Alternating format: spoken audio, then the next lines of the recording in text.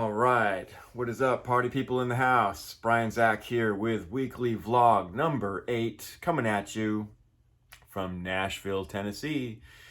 And I just got back from vacation a few days ago and went once again from 0 to 100.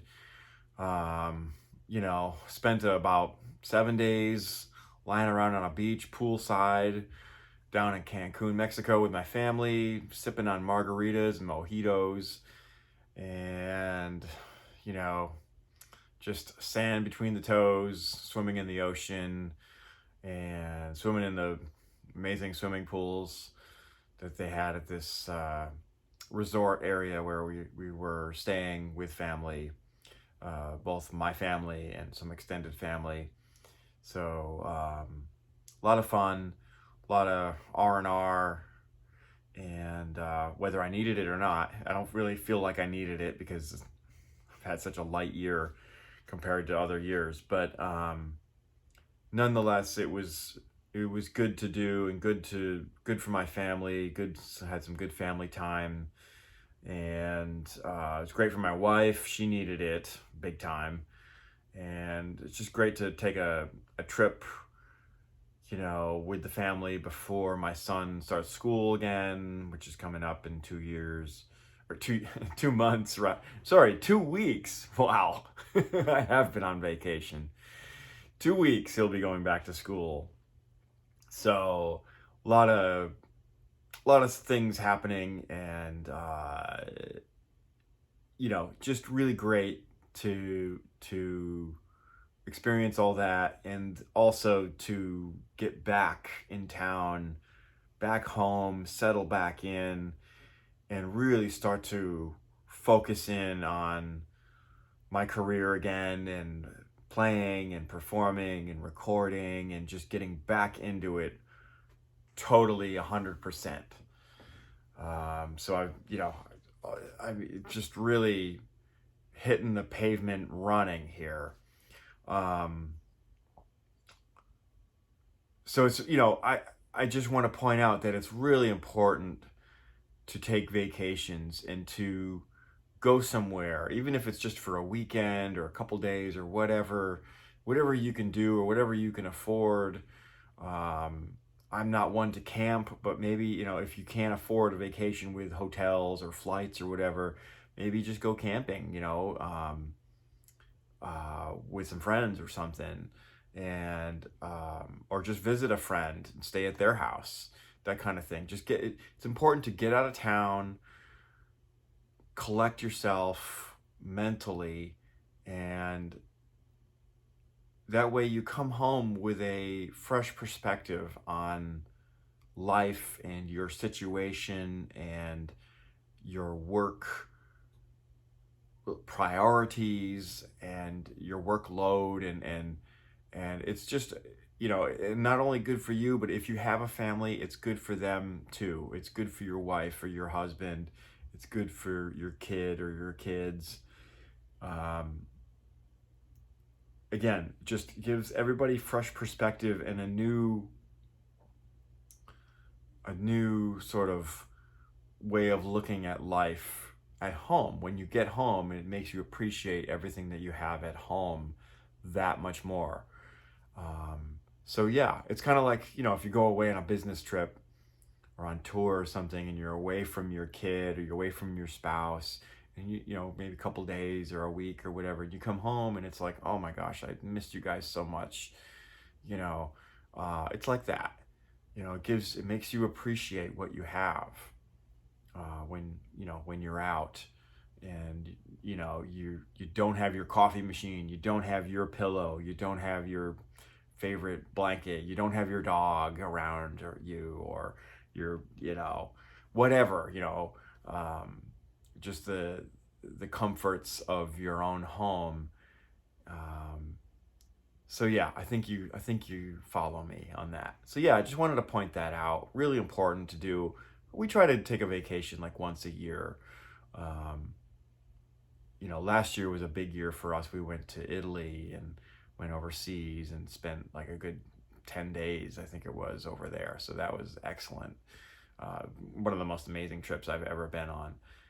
for various reasons. But you know, this year we kind of took it easy. We flew down to Cancun. Those of you in Nashville, there is a straight flight, a nonstop flight from Nashville directly to Cancun. It's worth looking at. It's pretty affordable. So if you're in that market, if you're looking at places to go that are easy to get to, same time zone, everything, really kind of a piece of cake.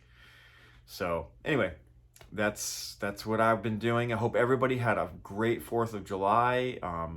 We left the 4th of July, so I missed out on all the fireworks and all the neighbors blowing up their houses and the dogs going ballistic and stuff.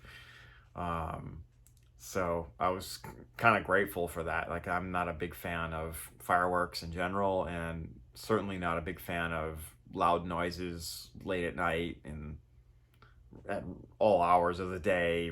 Seems to be people set off fireworks whenever they want, and even in broad daylight, which makes zero sense to me. But yeah, I didn't miss it one bit. So, but yeah, I hope you all had a fun and safe 4th of July. And yeah, so here we are back. Like I said, weekly vlog number 8, and some things that I'm going to get into, and maybe even later on in this video, I might get into a little rant topic that something I've been just kind of noticing in today's music, and so I want to maybe talk to you about that and sort of digest it and bounce it off of you and see what you think about that, because I have my own opinions about this topic, which again, if you feel free to check out the chapters in the down below in the description, and if you want to fast forward to that, by all means, you're welcome to do so. But first, before I get to that, I want to talk about some of the gigs and rehearsals that I've been up to since coming home. Let's see, the first thing, so the following day after I came home, we jumped straight into rehearsal. It was two long rehearsals. It was a Thursday and a Friday rehearsal, and it's with Dalton Gray, and Dalton is a singer-songwriter here in Nashville.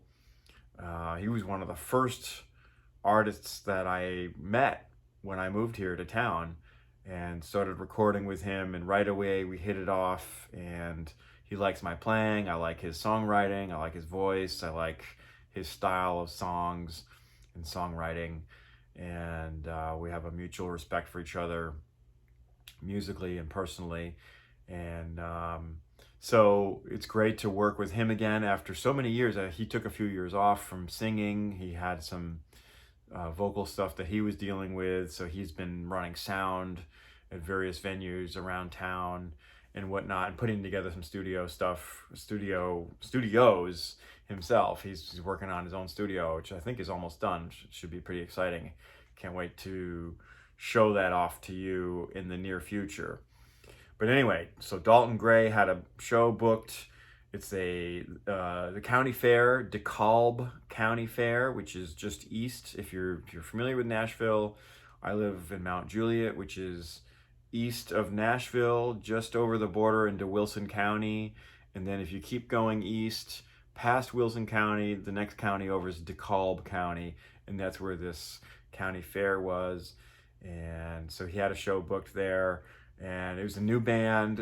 A lot of us did not know each other, so it definitely required some degree of rehearsal, both because of that reason, the fact that we didn't know each other, but also because Dalton was playing quite a few number of his original songs from his Hangin the Moon album, which I played drums on the whole record back in 2016.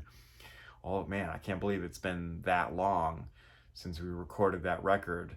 I'm really proud of that record. Hangin the Moon, it's called, and if you haven't heard it, it's definitely streamable on all your favorite sites, wherever you get your music, and you should check that out because it's a really great record. I'm really proud of it, The fact that we recorded most of those songs in a matter of like a day and a half, which is insane. Couple of songs I did from home remotely, maybe two, maybe three. I can't remember. It's been that long, but most of it was recorded um, down in near Austin, Texas. We drove down and recorded it back in 2016. So check that out. I'm really, really proud of my playing as well as just the whole overall production of it.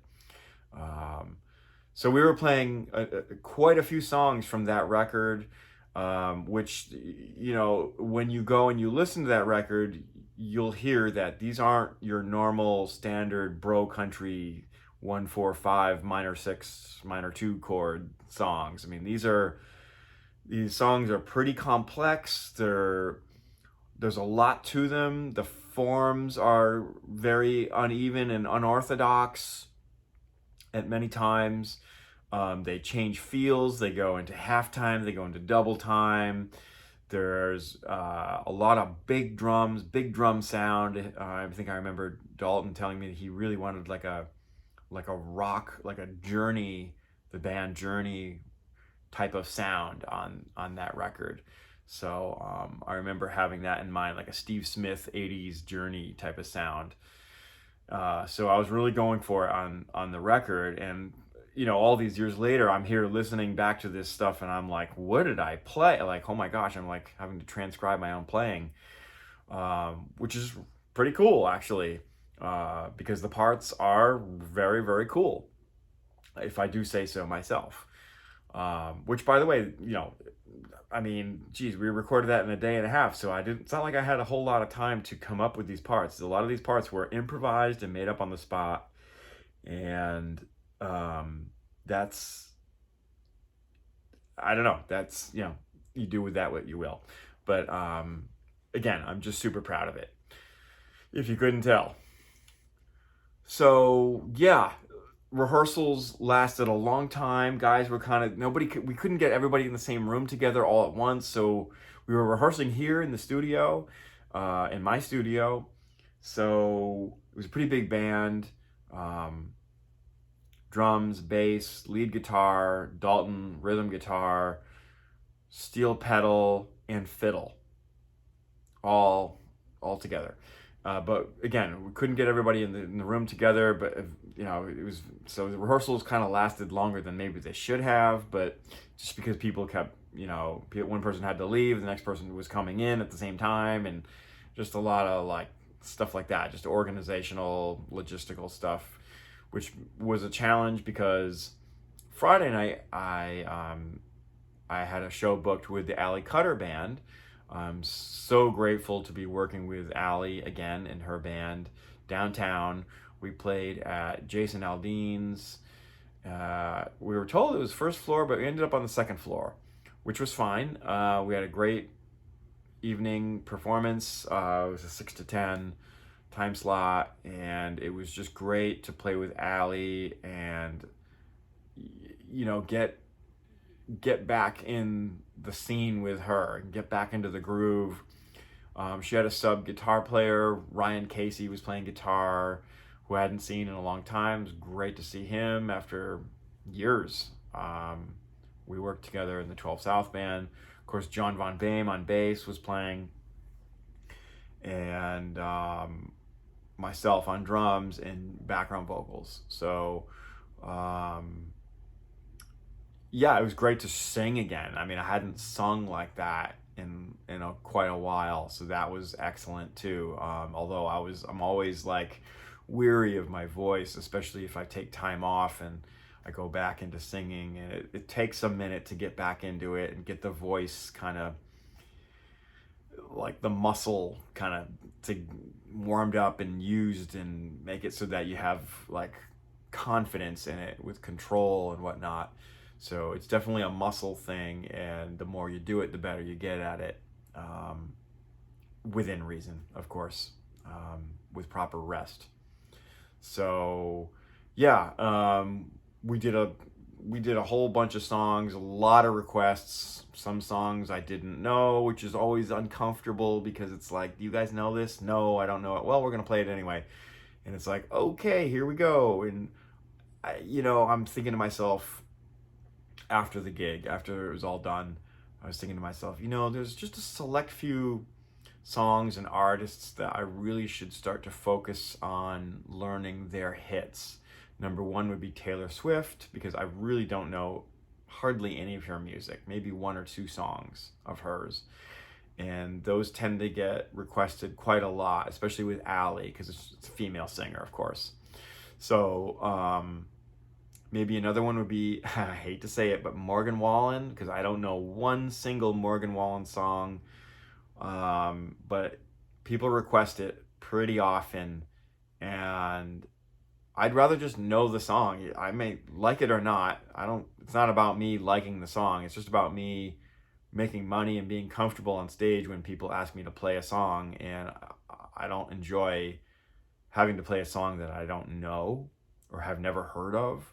It's really difficult. You can't play with any kind of confidence. As a drummer, you need to be able to play with confidence and know what's coming and how to set up the band for the next song or for the next part of the song, the next section of the song, and sort of telegraph, oh, here we go, we're going to the chorus, or it's going to be a break on the one here, and then back into but if you don't know any of those things, how do you play? It's like you're just kind of like limping along. I kind of liken it to walking into a foreign room, like a room you've never been in, with all the furniture and the lights turned off, or like you're like a blindfold on, and try not to bump into any pieces of furniture. It's impossible. You're gonna bump into something, and it's same thing with playing a song that you don't know. It's impossible not to make a mistake. You're gonna be making mistakes all over the place, and you kind of have to just like throw caution to the wind and go, well, I'm just gonna play a solid groove. I don't even know if it's the right groove. Hopefully it's the right tempo, the right feel of like getting close to that. But anyway, so those are two artists that I really kind of want to start thinking about. Maybe just like making some charts of their hits, and I'm just gonna look on like Apple Music or Spotify and just see what the top 3 or 4 songs are of those artists, and just chart them out and just have them just in case. So, yeah, all of that said, it was a great gig with Aly Cutter. I'll show some footage from one of the songs. Again, electric drums, so we're dealing with that again. I have taken a new sort of mental kind of headspace. I can tell that my son my son saw the sign today. He actually read the sign. He was going to come up here, and I don't know what he wants, but he was going to say something to me probably. But I hung the sign up that says, do not disturb recording in progress. And he saw the sign and turned around and closed the door and went out. That just happened. I don't know if you heard it, like the door squeaking downstairs, but yeah. That just happened. Anyway, what was I talking about? Oh yeah, electric drums. So I've had sort of not a change of heart. I still can't stand the electric drums. They're horrible. But I have a sort of different plan of attack, let's call it, with dealing with the electric drums situation, which is pretty much what all of the rooms that Aly Cutter is playing downtown Broadway, I think, pretty much. It's like that circuit anyway. They're all electric drums. And so it's just something that you, as a drummer, I have to deal with. Just like, if you're a guitar player or a bass player, you have to plug in direct. There's no amps allowed on stage. So essentially there's no stage volume at all. So when I show you this clip from the Aly Cutter Band, it's funny because I set up my phone and just to record a song, and I'll just kind of show you a clip, but like there's like no stage volume. It's crazy. I mean, you can hear the drumsticks hitting the pad, and it's mixed so quietly. It's pretty funny. So, yeah, I'll just show you a clip of it and you get a kick out of it.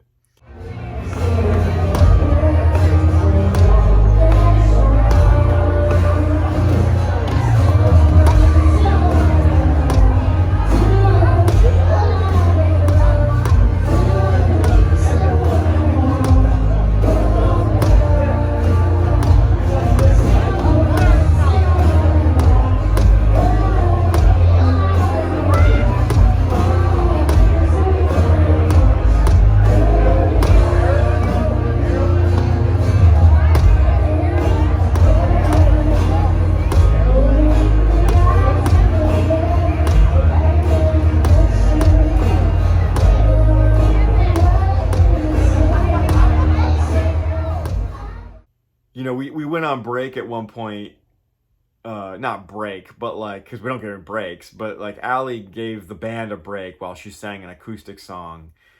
And I was standing side stage with Ryan, the guitarist, and he looks at me and he goes, "Do you ever feel like you're in like an aquarium when you're on stage down here, playing down on Broadway, and people are looking at you like you're in an aquarium, like there's a big glass like around you, like almost like you're an exhibit, like at the zoo. Um, you know, don't feed the animals kind of thing." And man, it was so funny because I looked at him and I was just like, yes, like that is so accurate. Sometimes, you know, the way that people look at you, the audience, you know, they're from, you know, God knows where they're from. They're from all over the place, and they're not from Nashville, let's face it, you know, and they're there to see a band, and it's like they don't even know how to behave in a live music situation. Now, I'm generalizing here. I mean, of course, there's plenty of people who know exactly what's going on and how to behave and how to treat, how to be a good audience, essentially. But there's so many more who just they're so clueless. People are so clueless. I mean, and you know, I liken it to the fact that there's just not enough live music in anymore, like in these small towns or wherever these people come from. You know, Armpit, Iowa, or, you know, Dingleberry, Texas, or, you know, just, you know, small town, you know, Carolina, or wherever they're from, wherever they roll in from, Alabama. I don't know where these people are from.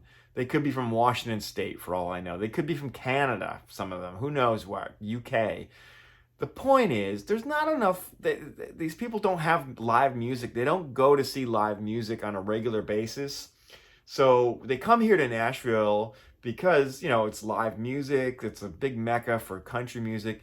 They come here and they see a live band for the first time in God knows how long, and they have no idea how to even act. They don't know how to clap after a song. They don't know how to treat a band. They don't know how to talk to a band.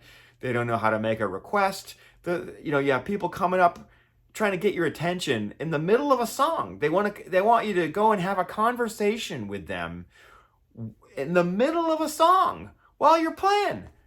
Like they're trying to like wave the bass player. They're trying to wave John over. I saw this one guy. I'm like, and I'm just, you know, I pretend not to see him. You know, luckily I have you know, albeit an electric drum kit, but at least I have this sort of barrier around me, and I'm seated behind it, so you know I'm somewhat inaccessible to these morons who want to, you know, saunter up to the stage and, you know, think that they like, I don't know what the like, what is their deal, man? Like, are you that like entitled that you just think you can walk up to the band in the middle of a song and talk to the singer or the bass player or the guitar, like any of us? You think it's like I can't even, I cannot contemplate or like comprehend what is going through their mind. It is absolutely absurd. Don't be one of these people. There's a way to make a request.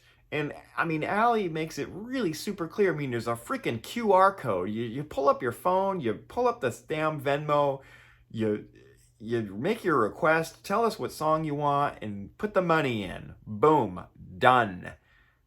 No, there's no interaction. You don't need to interact with us. We're busy. We're trying to play a show. We're trying to keep the audience entertained. We're trying to keep the momentum, from the end of one song to the start of the next song.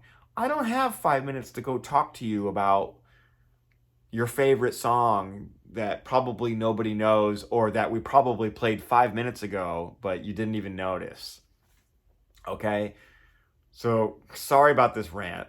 I didn't mean to go this direction, honestly, but this was something that needs address. It needs to be addressed. You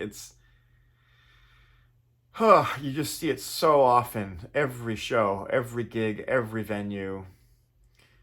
It's sad, really. People have no class and they have no idea how to behave in a live music situation. So we finished our gig. It was a Friday night. Imagine you're downtown Nashville, Friday night, 10 p.m., just after 10 p.m. We're loading out of the building. We're walking towards the car in the parking garage. I mean, it's like madness, man. It's like pandemonium. They got the streets closed. There's people everywhere, just teeming with 20-somethings. Every female with, scantily clad, dressed all in sort of different ways, for lack of a better word. I could say some adjectives, but I'll keep it to myself. It's just remarkable. I just looked around as we were crossing the street, Broadway, and I just kind of took it all in. It was just for a moment, and I was just like, wow, look at this place, man. It's just crazy, I mean,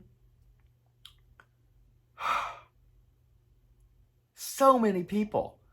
And I don't know. Maybe it was because Beyonce was playing at Nissan Stadium the following night. So a lot of people had come into town that weekend, or maybe it was just a regular Friday night. I don't know. I couldn't tell you, but I was just remarking to myself at how many people were actually downtown lining up to get into the clubs.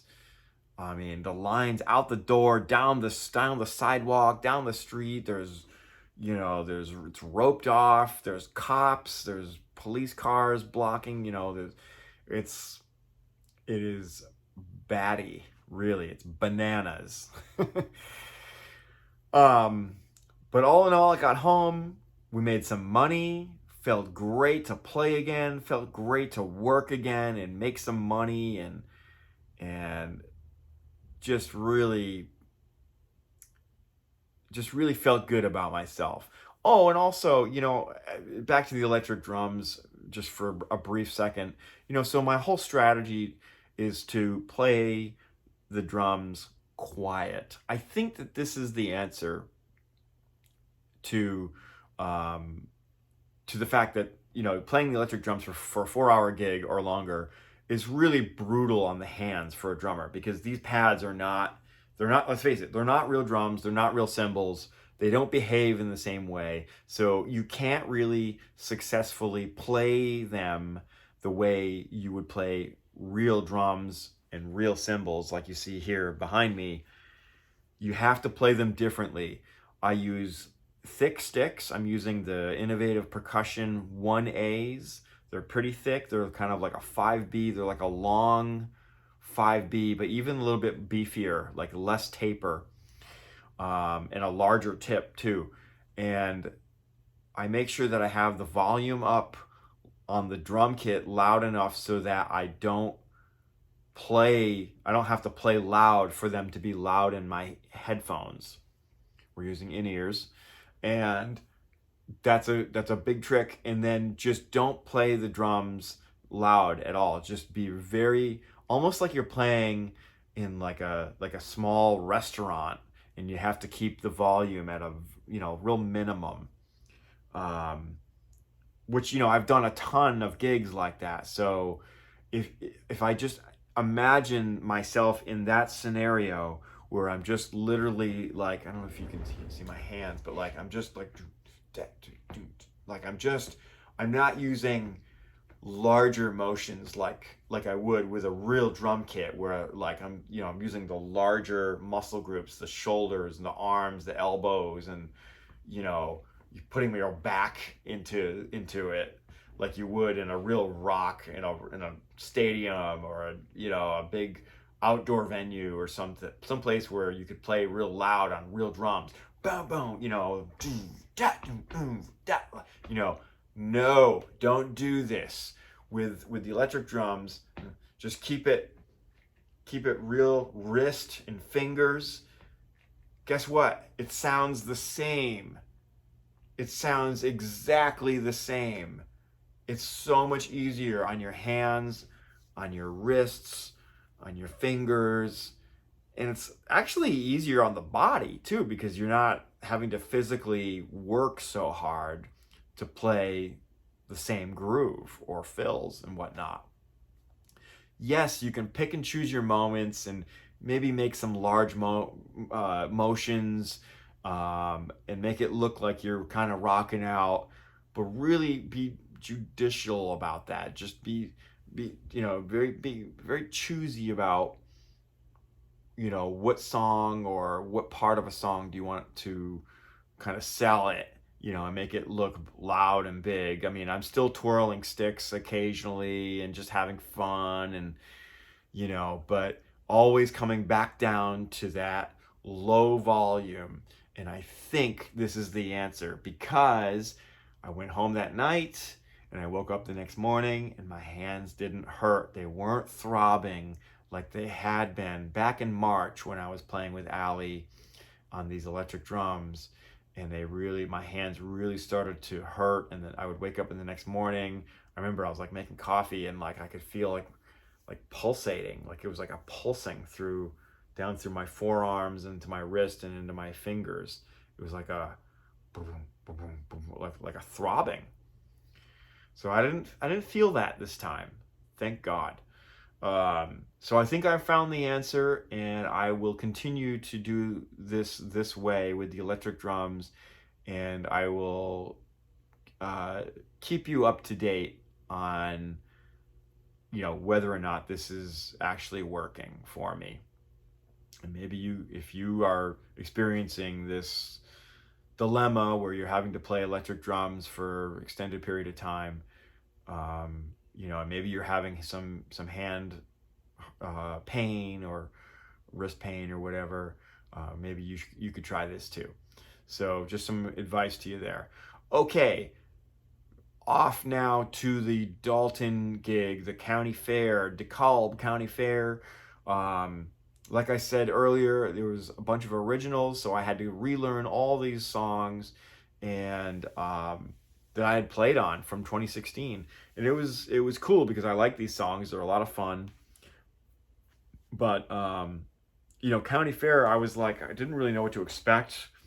Excuse me 1 minute. I'm gonna wet the whistle there. Didn't know what to expect from like production. What's the stage going to be like? Are we outdoors? Like, are we under a cover? Are we under a tent? Are we on a tractor trailer bed kind of thing? I mean, you never know. Is there mics on the drums? Can I bring my in-ears? Is there power, to draw from? What time are we playing? Are we in the light? Are we in the sunlight? Are we in the dark? Is it gonna storm? Like, it was a really kind of a stormy day on Saturday, so I was really worried that A, it was gonna get rained out, or B, we were just gonna get rained on. If there's like a big thunderstorm that would roll through, or like big wind. I mean, there was even like a threat of hail and stuff. So I was pretty worried about all that. But as the day went on, it got better, and the weather did. It got hot, but it wasn't raining, at least like it had been earlier in the day. But then, of course, there was another band of storms that was going to roll through. So it was, again, it was a bit like, I hope, fingers crossed that we're going to be okay. But sure enough, got to the gig, and once I figured out where to park and how to load in and all that stuff, I saw that there was a band. It was like a pavilion, and it was covered, and there was even a room in the backstage that was air conditioned. So it was super awesome, way better than I originally expected. Very grateful for that. So I was able to load into the air conditioned room and set my drums up back there while there was like a clog dancing thing going on stage. There's all these like 13-year-old girls wearing these like funny outfits with the clog shoes. I mean, it was louder than sin in there. I mean, it was just it was like 25 girls wearing clogs who were all like prancing around. Oh my word, it was loud. But that's what you deal with sometimes. And so set up my drums. We got a really brief sound check. It was pretty rough. I ended up using my in-ears. I wanted to use the in-ears because I wanted to run click, because there were so many songs I was just unsure of tempos. And again, this is a band that's never worked before together as a group. So I just felt like I wanted to be able to tie things together and make it consistent from the rehearsal to the show, and make it consistent from, if somebody learned the song a certain way, a certain tempo, that it would be exactly that on the show. Just for continuity's sake. Okay, so that's what I was going for. It was helpful to use in-ears. I mean, we're playing under a tin roof. It was loud. Again, the band, it must have been loud in there. It really must have been. But with my in-ears, I could hear enough of what I needed to hear, and that was good enough for me.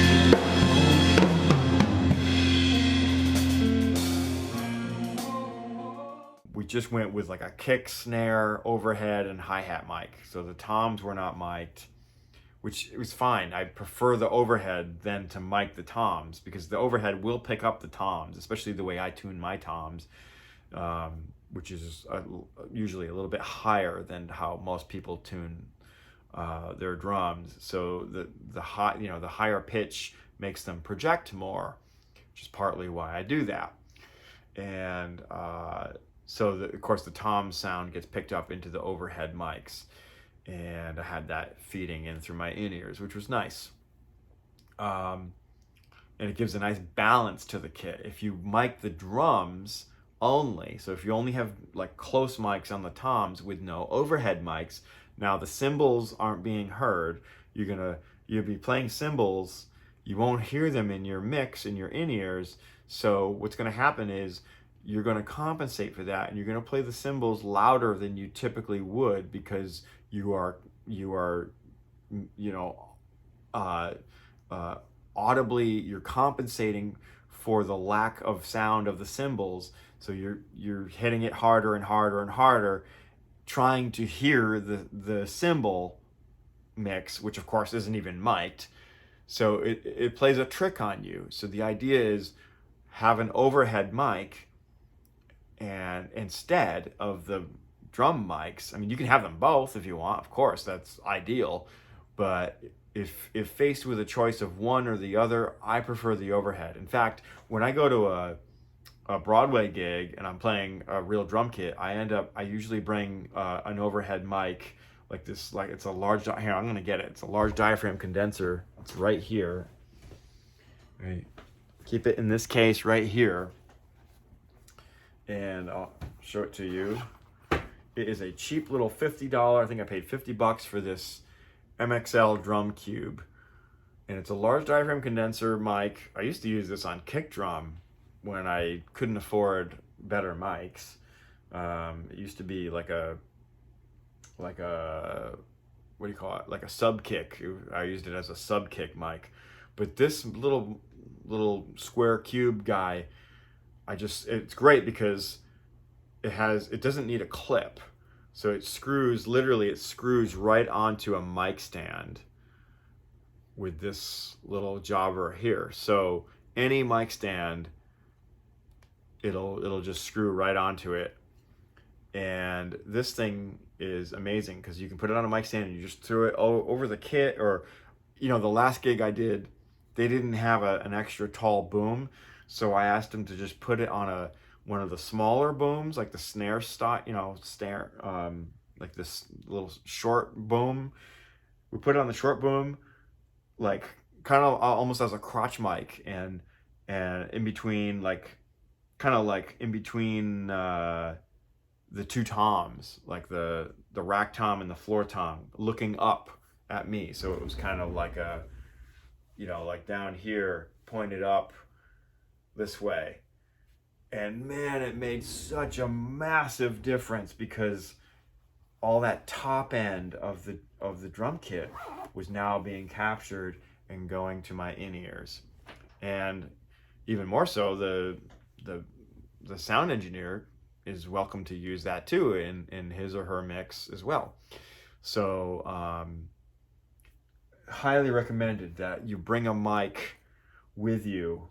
It doesn't have to be anything expensive. It can be a $50 cheap condenser. CAD makes good stuff. Lewitt makes good stuff. I mean, Lewitt has these little mics that are like this big. You could literally throw it in your pocket on the way to the gig. So highly recommended that you do that. And it'll just make your night go so much better, your gig go so much better, because you can hear, you have top end, you have cymbals in your mix, and you won't be slamming your cymbals, you won't be playing the cymbals too loud, so people are like, oh my god, it's so loud, and the cymbals are bleeding into the vocal mics, and then you're also running the risk of cracking your cymbals because you're hitting them so stinking hard that you're going to crack your cymbals, your nice cymbals that you paid so much money for, your prized possessions. I know about you, but I love my cymbals. I can't stand it when I find a crack in a cymbal. Oh my gosh, it's like a death in the family. Hate it, hate it, hate it. So to fix that, bring a condenser mic with you to whatever gig that you're on. You never know. So let's see what else. In the band, I met 3 new people. This is the Dalton band again. 3 new people that I've never met or had heard of, so I was completely unaware of them. They were completely unaware of me, so it was a great opportunity to meet 3 new people. The guitarist, his name is Johnson. My gosh, I forget his last name now. It's horrible. It starts with a J. Johnson J. Johnson J. It might be Johnson J. Jay. I think. Marie McGlone. She's a fiddle player. Again, last names are kind of escaping me here. But I'm hooked up on them with Instagram, so I can look it up later. Sorry, guys. Really awful of me. And The steel guitar player Richard Page, Richard Pierce. Really some really talented musicians and really nice people. It was fun playing with them and getting to know them a little bit, talking with them before and after the gig, during the rehearsals, having some of them come here to the house and they saw the studio. And it's always a nice thing to have new people come over and see the studio and break the ice that way. And it's what a wow. I'm very blessed to have this space to rehearse and play in. Got my my wife got me a soda stream last Christmas. If you don't know what that is, that creates sparkling water. I love sparkling water. Just does the body good, good for the gizzards. So, let's see. Today I worked on a remote session for an old friend of mine, Justin Mather. And we've done a ton of songs together. This was a cool song. This was the first one we've done this year. But excuse me. Was able to get this song within 4 takes, sent 3 takes for approval, and definitely going to use the 4th take on it. Then I laid down a bunch of percussion. So let's see, I did congas, I did shaker, I did tambourine, and I did triangle. The song is a really cool song. I'm so glad to be able to play music like this. I wish I could play it for you. Maybe I'll play a little bit of the groove for you. I don't know if I can get that. I'm still sort of in the mix process here, and just kind of I like to do a mix and then I'll walk away and do something else, and I come back to it like an hour later or so and like listen to the mix that I did with fresh ears, and then make any changes, and then again walk away, come back. And I probably will do this maybe one more time tonight, go to bed, wake up tomorrow morning, again, fresh ears, and listen to it and make any last minute changes, and then probably I'll send it out tomorrow morning. Kind of a little bit of a workflow, an inside look at my workflow with sending tracks out, and especially when I'm mixing the drums, which I believe I'm doing on this case. Usually that's how we work with Justin. Justin wants me to send like a pretty finalized mixed drum bus, if you will. He still will have individual tracks and individual, not stems, because that's the wrong word, but individual files for each instrument, kick, snare, hat, whatever. So he can still make a ton of changes if he wants to, and totally do his own mix if he wants to. But this way, I send it to him, and he hears like my intent on the way that I record it, the way that I'm hearing the drums on the song. So I'm almost getting like, you could almost say I should be getting production credit on it, or at least mixing credit on it to some extent, because that's what I'm doing.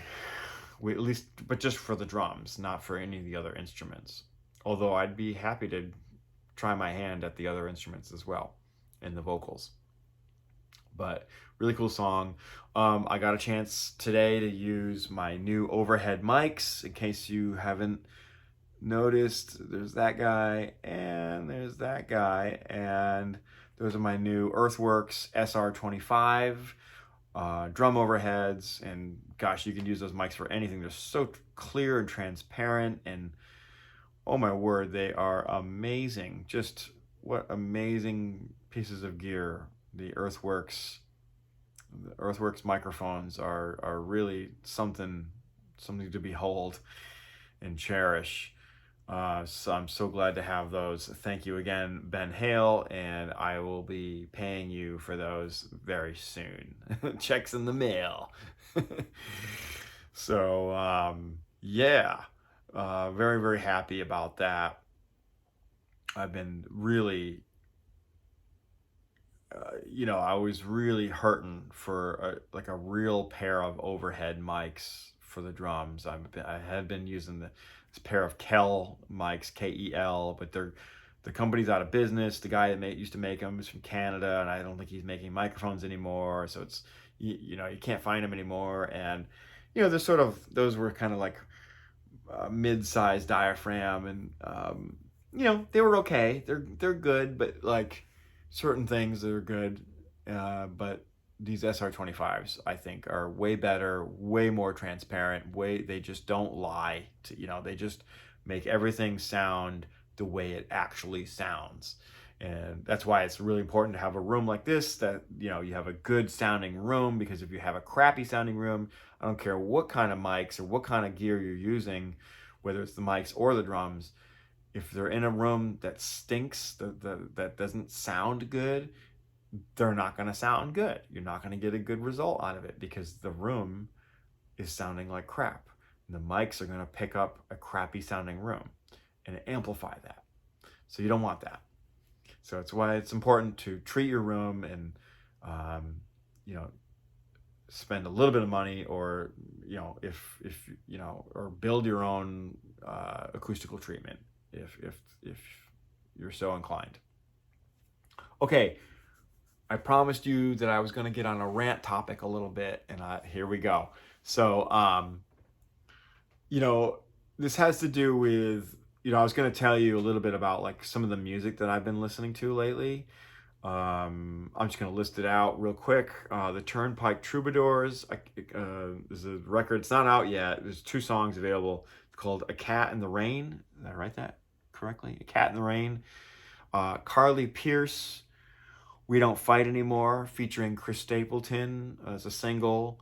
Lauren Elena and Lainey Wilson, Thick as Thieves.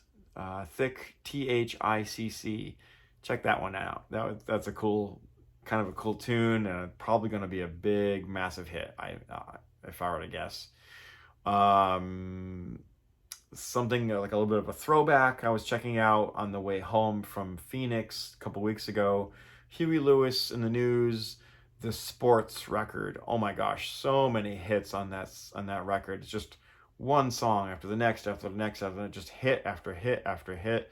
My gosh, that band really was the hardest working band in showbiz, and it shows. I mean, the vocal, the arrangements, the drum sounds, the lyrics, just the horns. Oh my gosh, I think it's Tower Power horns on that record. I think any horns on Huey Lewis records are always Tower of Power. I'm pretty sure that's the case. And last but not least, I've been checking out this other record that I kind of stumbled upon. It's called Greaves and Mouse. Oh my god, I can't even read my own writing. Greaves and Mouse Powell. The album was called Why Not? And man, it's like rap. It's rap and like loops and like, I don't know what you'd call this style of music. I mean, does it say? I don't know. Hip hop and rap. Man, check that stuff out. From a drumming standpoint, there's some cool stuff on there, and just the songs are cool. It is a little bit, there's some language in the lyrics, so if it's not safe for work, let's say that. So if your 5-year-old kid is in the room, maybe not play that song or that record. But yeah, really, really cool. So anyway, in so doing, listening to some of this music, especially the country stuff, the first couple of artists that I mentioned, I'm so tired of the low, thuddy, sludgy snare drum sound. What is the deal? When is it gonna stop? Can we get past the I'm gonna tune my snare sort of medium and like slap this stupid big fat snare drum head on that I'm really not a huge fan of, by the way. If, you know, no, that's not entirely true. I like the donut one, but the full version, I don't like that one at all. It's plasticky. That it changes the sound of the stick hitting the head. The articulation of the drum is drastically changed. And I can almost hear it on the record. I'm pretty sure I can hear it. There's certain guys that, certain songs that I hear that on, and I'm like, oh, they used one of those full big fat snare drum uh, head things that go on top of your head, and it's just an ugly sound, and it's not. And I'm just for certain things it works. Okay, certain tempos, certain songs, yeah. I mean, if you're going for the John Mayer, the Vultures groove, Steve Jordan so famously played on. I mean, that's the sound. I guarantee you, Steve Jordan did not use a big fat snare drum thing on that song, though. He knows how to tune a drum. He knows how to get that sound without a stupid cheat thing. That said, I still like the donut. I like the one with the donut because it is convenient and it doesn't fall up. It's roadworthy. You can throw it in the case. I have used that, and I do sometimes bring that out with me on gigs and on the road. That said, I prefer to make my own. So I make my own sort of donuts, if you will, out of old heads. I cut them out and I tape them together, and I have single ply ones, I have double ply ones, I have small patches that kind of go on, and all sorts of different versions. Anyway, the rant is I'm just tired of hearing the low thuddy, dark, sludgy snare drum sound on all these songs.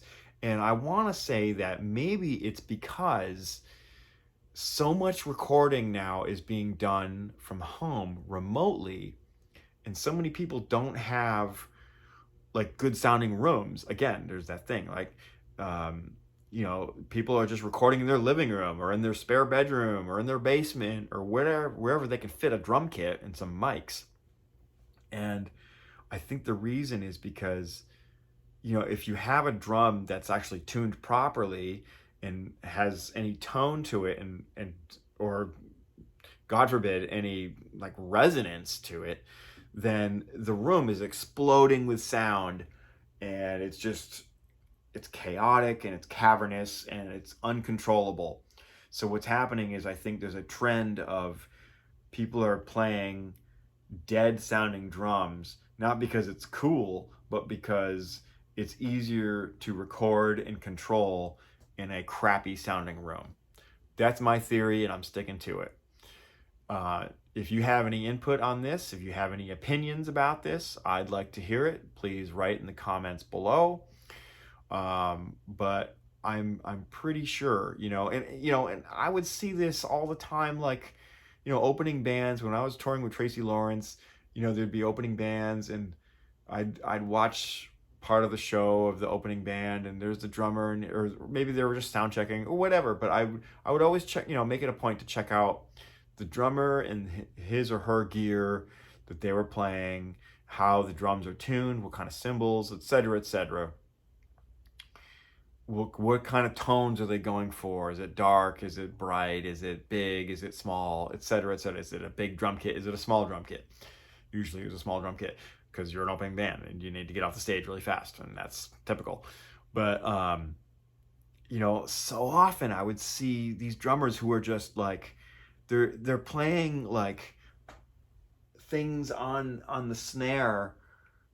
First they've got their snare tuned just so low and so gushy and so like inarticulate. And here's another theory. Maybe they're doing this because a higher tuned snare is more articulate and therefore shows the mistakes more, or highlights your inability to play well or like you know, clean, let's say. I think clean is the best word. You can't play clean. So what do? You turn the snare down way low, you loosen up the snares so it's all just a big gushy mess. And all you need to do is play eighth notes. Get, right? And if you play anything more than 16th notes, none of it's going to get heard. And that's part of the problem. Is I've seen that, like, a lot of drummers, you know, they'll tune their snares so gushy and low, and yeah, that's great for playing quarter notes and eighth notes, but like anything more than that, and you're going to overplay the drum, and the drum isn't going to speak, so those notes aren't going to get heard. They get lost in the mix. They're not being articulated, especially not through a big band mix with electric guitars and whatever else is in your band that's creating this big wall of sound. You think that dark gushy snare is going to get transferred out into the house? Nope. I guarantee it's not. I guarantee it. And even if you do have some chops that you can play, let's say you wanted to play like a Herta fill, you know, like that kind of, I can't tongue it, but yeah, it would just be a big mess. So I'm just ranting. I'm just, something I've noticed, because I'm just sick of it. I'm sick of the big gushy snare sound, and I hearken. You know, I'm wishing for the 90s to come back, when, maybe not for piccolo snare drums, because that's a whole nother, that's the other end of the spectrum, I guess. That can be really annoying. But, you know, I mean, somewhere in the middle, there's a middle ground where there's a nice middle, you know, mid to upper mid tuning, where there's some ring to it, there's a nice response, the snare pops out, there's, you know, you can play really intricate kinds of things on the snare, and it really stands out, and it comes out in the mix. So just a little bit of a rant there, as promised. Herein ends the the vlog episode for this week. I've rambled on long enough. I don't know how long I'm going. Oh my gosh, it's been an hour. Okay. Thank you for tuning in. Don't forget to like and subscribe. Don't forget, I have a Patreon page, patreon.com/BrianZach. I teach lessons, so in the Nashville area, just hit me up in the DMs and the comments. Write to me on my website, brianzach.com. I'm easy to find. And if you're not in the Nashville area, we can do Skype, we can do FaceTime, we can do Zoom. Any of those are options as well for lessons or consultations, career advice, whatever you're into, I can help you with that. So thank you for tuning in, and I will see you again on the next video.